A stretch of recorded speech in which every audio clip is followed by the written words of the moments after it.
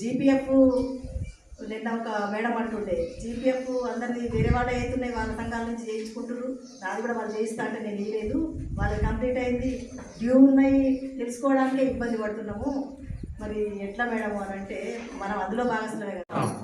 వర్ధిల్లాలి టీఎస్యూటీఎఫ్, వర్ధిల్లాలి వర్ధిల్లాలి వర్ధిల్లాలి టీఎస్యూటీఎఫ్, వర్ధిల్లాలి వర్ధిల్లాలి. जोहार भगत सिंह गार की, जोहार जोहार, जोहार शाहीन भगत सिंह, जोहार जोहार. सर సార్ అట్లా పట్టుకోండి సార్,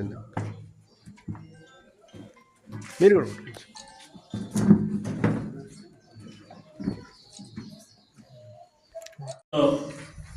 లాలు గారు వారి కుటుంబం సుఖ సంతోషాలతోనే సౌఖ్యంగా జీవించాలని చెప్పి సందర్భంగా వారిని కోరుతూ మనందరి తరఫున వారికి శుభాభినందనలు తెలియజేస్తున్నాను. భగత్ సింగ్ వర్ధంతి మన టీఎస్యూటీఎఫ్ అనేది మనం చెప్పుకున్నా, మన బీజం యూటీఎఫ్ఏ కాబట్టి యూటీఎఫ్ ఏర్పడడానికి కారణమయ్యని మనం అనేక సందర్భాల్లో చెప్పుకున్నాం. యూటీఎఫ్ వ్యవస్థాపక ప్రధాన కార్యదర్శి అప్పారి వెంకటస్వామి గారి వర్ధంతి కూడా 2 రోజుల క్రితమే 21 మార్చి. ఈ సందర్భంగా ముఖ్యంగా భగత్ సింగ్ వర్ధంతి,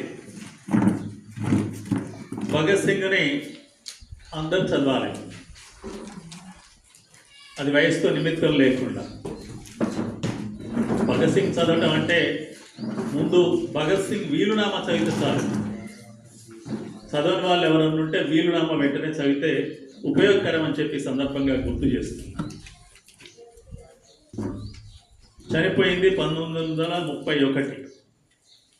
జీవించిన జీవనకాలం 23 సంవత్సరాల 6 నెలలు. 23 సంవత్సరాల 6 నెలలు అంటే ఇప్పుడు మనం పిల్లలు చూస్తుంటే వాళ్ళు పిల్లలుగానే కనిపిస్తున్నారు.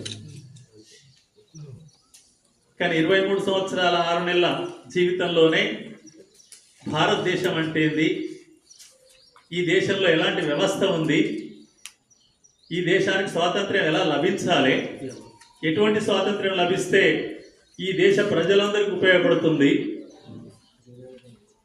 ఆనాడు జరుగుతున్న స్వాతంత్ర్యోద్యమంలో కాంగ్రెస్ నిర్వహిస్తున్న పాత్ర సరైన స్థితిలో ఉందా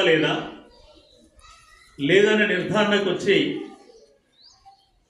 విప్లవం ద్వారా మాత్రమే ఈ దేశానికి స్వాతంత్ర్యం లభించినప్పుడు మాత్రమే ఈ దేశంలో ఉన్న అన్ని వర్గాల ప్రజలకు, ముఖ్యంగా సామాజికంగా ఆర్థికంగా వెనుకబడిన వర్గాలు సరైన స్థితిలో జీవనం కొనసాగించాలంటే, ఈ దేశ అభివృద్ధి ఫలాలు అందరికీ అందాలంటే, దేశ సంపద మొత్తం అందరికీ అందాలి అంటే విప్లవం రావాలి, సమసమాజం ఏర్పడాలి అని ఆ చిన్న వయసులోనే గమనించారు.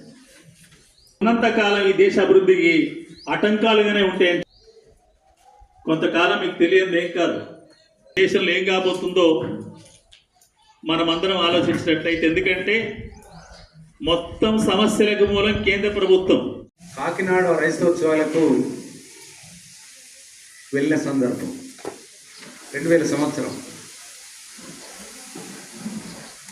అప్పుడు గైడేపల్లి మండలంలో మండల ప్రధాన కార్యదర్శిగా పనిచేస్తుంది. ఆ రైతోత్సవాలు నిర్వహించిన సందర్భం కానీ, వారి అధ్యక్షుడేమో రామరెడ్డి గారు, ప్రధాన కార్యదర్శి ఏమో వెంకట సింగ్.